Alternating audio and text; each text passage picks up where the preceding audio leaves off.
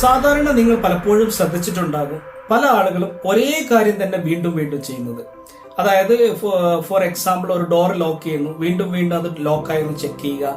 അതേപോലെ തന്നെ ഒരു ഗ്യാസ് ഓഫ് ചെയ്തിട്ട് വീണ്ടും വീണ്ടും ഓഫായി എന്ന് നോക്കുക, ലൈറ്റ് ഓഫ് ചെയ്തിട്ട് വീണ്ടും വീണ്ടും ഓഫായി എന്ന് ചെക്ക് ചെയ്യുക. അങ്ങനെ ഒരേ കാര്യം തന്നെ വീണ്ടും വീണ്ടും വീണ്ടും റീഅഷുറൻസ് ചെയ്യുന്ന നമ്മൾ കണ്ടിട്ടുണ്ടാവും. ഇത്തരത്തിൽ വീണ്ടും വീണ്ടും റീഅഷുറൻസ് ചെയ്യുന്ന ഈ ഒരു പ്രവണതയാണ് നമ്മൾ OCD അഥവാ ഒബ്സസീവ് കമ്പൽസീവ് ഡിസോർഡർ എന്ന് പറയുന്നത്.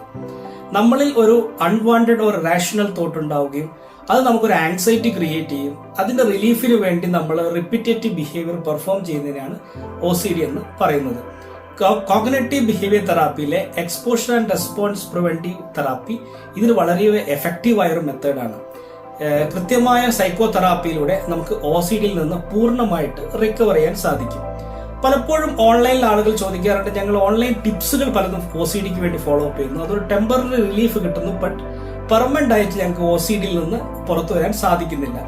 അതിന്റെ പ്രധാന കാരണം പലപ്പോഴും OCDയിൽ ഉണ്ടാവുന്ന ഒബ്സഷൻസ് നമ്മുടെ പല പാസ്റ്റ് എക്സ്പീരിയൻസ്, ബാഡ് എക്സ്പീരിയൻസ്, ഇല്ലെങ്കിൽ നമ്മളിലുണ്ടായ ചില ഇൻഹെറന്റ് ആയിട്ടുള്ള ചില ഇഷ്യൂസ്, അതുമല്ലെങ്കിൽ നമ്മൾ ചില ക്രിയേറ്റ് ആവുന്ന ഒരു ഇന്റൻസ് ഫിയർ, ഇതൊക്കെ ആയിരിക്കും ഇതിന്റെ ഒബ്സഷൻസ്.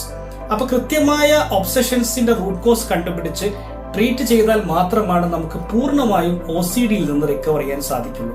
അതുകൊണ്ട് തന്നെ നിങ്ങൾക്ക് OCDയുമായി ബന്ധപ്പെട്ട എന്തെങ്കിലും ഇഷ്യൂസ് ഉണ്ടെങ്കിൽ ഒരു സൈക്കോളജിസ്റ്റിന്റെ സഹായത്തോടെ കൂടി ആയിരിക്കണം നിങ്ങൾ തെറാപ്പികൾ സ്റ്റാർട്ട് ചെയ്യേണ്ടത്. OCDയുമായി ബന്ധപ്പെട്ട് നിങ്ങൾക്ക് എന്തെങ്കിലും സംശയം ഉണ്ടെങ്കിൽ താഴെ ഞങ്ങളുടെ കോൺടാക്ട് നമ്പറും ഇമെയിൽ ID കൊടുത്തിട്ടുണ്ട്, അതിൽ നിങ്ങൾക്ക് ബന്ധപ്പെടാവുന്നതാണ്. Thank you.